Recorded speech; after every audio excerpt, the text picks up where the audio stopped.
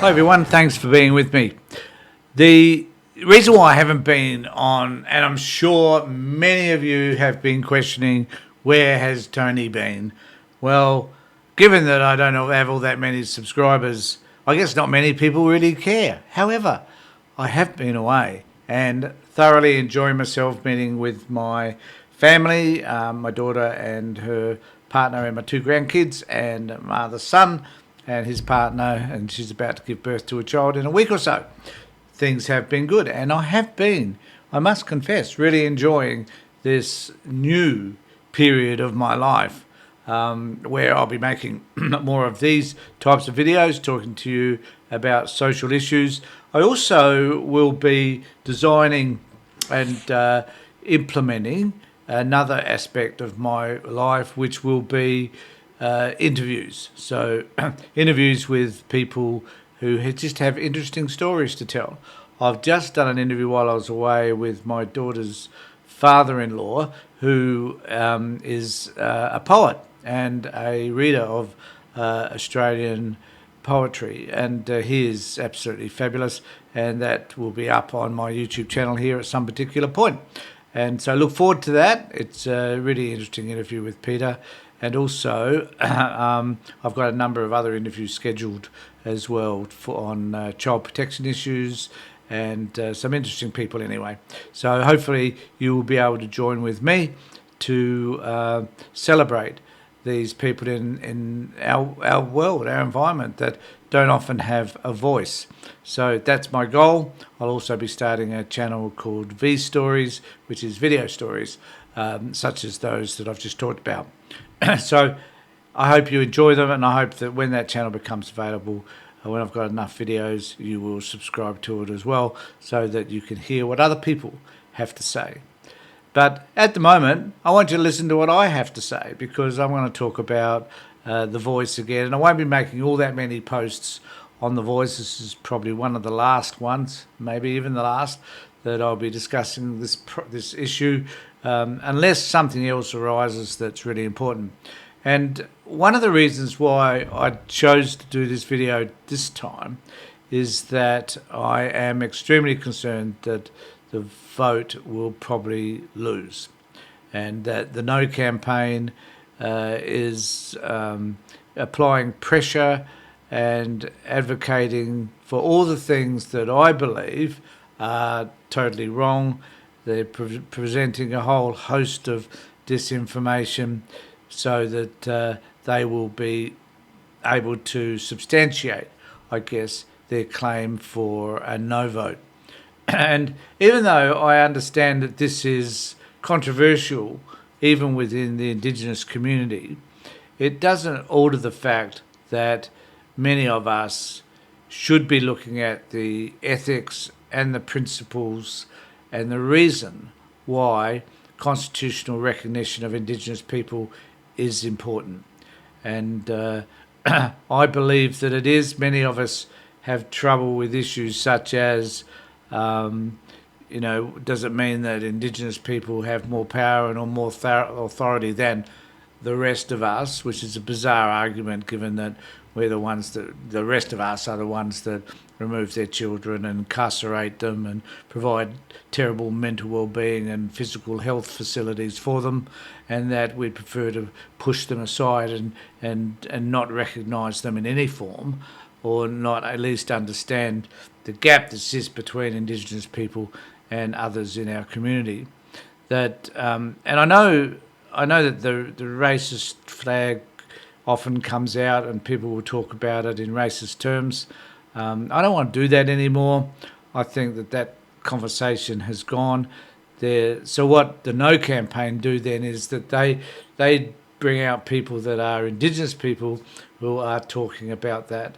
Jacinta Price is certainly the flag leader, I guess, in relation to all of that, and that so the No campaign, particularly the Murdoch press, will look for Indigenous people that will agree with the no argument, and then bring them out, and that will be substantiating their view that because some Indigenous people don't agree with it either, that therefore it has validity. And I'd just like to challenge that view a little, because I don't think necessarily that because you're Indigenous and you're going to vote against this, I don't think that that you need to, I don't know the word I'm trying to use, I don't think that that necessarily presents as a substantive argument. There will be people on all sides of any argument of all races that will disagree with certain aspects of whatever the debate might be. And this is certainly happening here. My concern is I think that Indigenous people will therefore be used by the white man's media in order to present an argument which seems to have greater validity because it's coming from an Indigenous person. But that's not the case. And the case I want to talk about today is actually Senator Little. Now, Senator Little is an Indigenous person who is a South Australian senator, whom, interestingly enough, I didn't know existed until today, until this report came out in The Australian. But she is adamant that we need to vote no.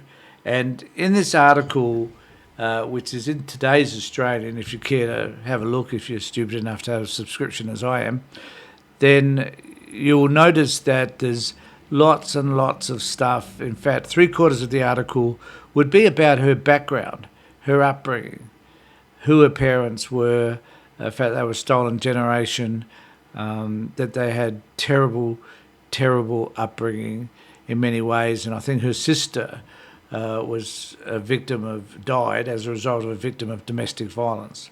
So she's got tons of historical information in relation to her own family and how the system itself has failed her and her family. Okay, all that said, she happens to be a senator. So she is a privileged person, and I'm not going to refer to her as privileged black or elite black person. That doesn't apply. That's a stupid argument anyway. However, we need to note that she is Indigenous and she is in the Liberal Party, and most people, with 2 or 3 exceptions, are going to vote no because they believe in what Peter Dutton has told them. So in this particular article, which I'm going to show a portion of, so for most of this article, it's just about her history. And then there's a section, though, which I've highlighted, where she talks about the gap and what that means to her and so on. So she wants to see the lives of Indigenous people improved and the Yawnings gap to be closed. Now, that's something we all agree with. But she fundamentally disagrees with the constitutionally enshrined voice because she says it's not clear how it will work or what it will achieve in a practical sense. She worries about permanence, about another layer of bureaucracy. Now, I think we need to be mindful that this other layer of bureaucracy which they talk about can't be enshrined in a constitution. I mean, that's just ridiculous. The Constitution sets out basic principles and parameters around which we construct our society. And to include Indigenous people in that, to me, is a no-brainer. That, we, the white people, came to this country and we raped and pillaged and murdered Indigenous people and took away their land. Now, a lot of people would disagree with that total notion because I didn't do it. Not even my forefathers did it. We only immigrated to Australia 10, 20 years ago. I've heard all of those arguments. But this is about the historical perspective. And as a country, historically, we weren't established 10 years ago when XYZ arrived. We were established 200 years ago. And these are the things that happened to Indigenous people because they were here. We weren't. We invaded it. They were here. And that Indigenous people have not had any significant recognition in this country. In fact, the history between then and now has been about us depriving them of the services, the health care, the mental wellbeing care, the child protection issues are terrible within their communities. Incarceration rate is horrific.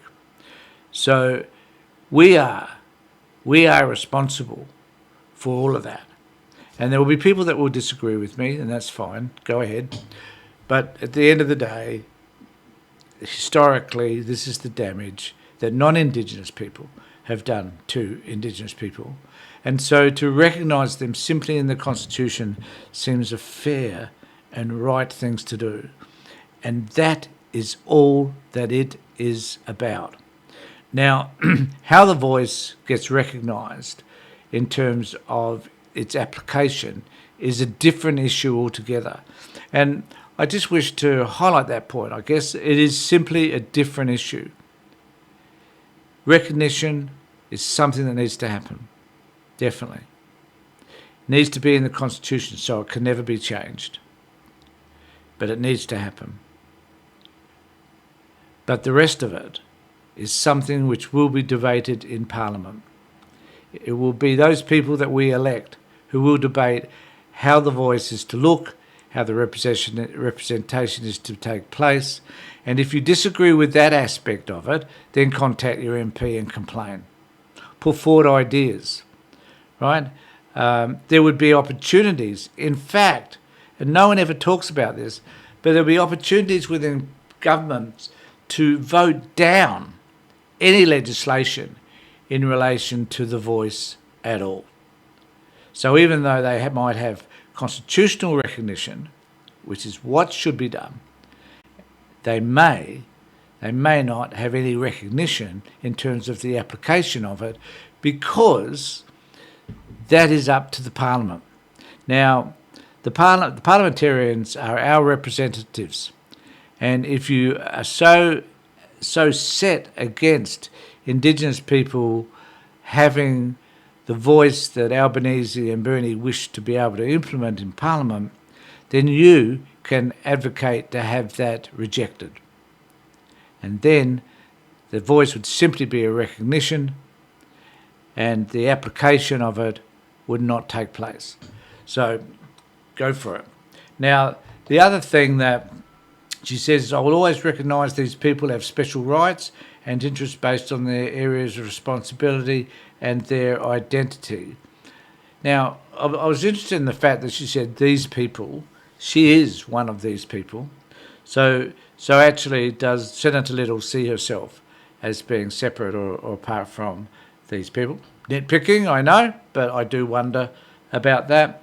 She says, gesturing to a photograph on a wall of 3 Indigenous elders. So I guess she's referring to them. Let people be engaged in matters that are of interest to them, but you don't need to put that in the Constitution. They are 2 separate issues, Senator.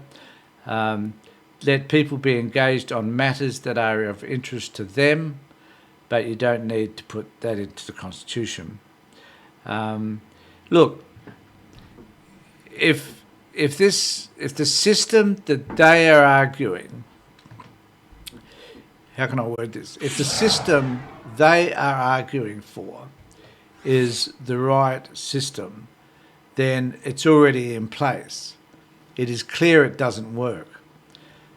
Why not at least attempt, put the constitutional stuff aside, why not let it at least attempt to put in place a system that is more likely to hear what are the issues and to implement programs based on what those people are telling governments. Clearly, that has not worked in the past. So it's simply, why not? What damage? I ask you, what possible damage can be done by doing any of this? What damage can be done? Absolutely none. Absolutely none. So in other words, what are the no campaigners really, really afraid of? And in my view, one of the issues that concerns the no campaigners primarily is the fact that politicians and others will lose their power. will lose their authority over Indigenous people, the people that most of them see as being insignificant or a lower class. And I don't know why Senator Little would even think that, given that she herself is Indigenous.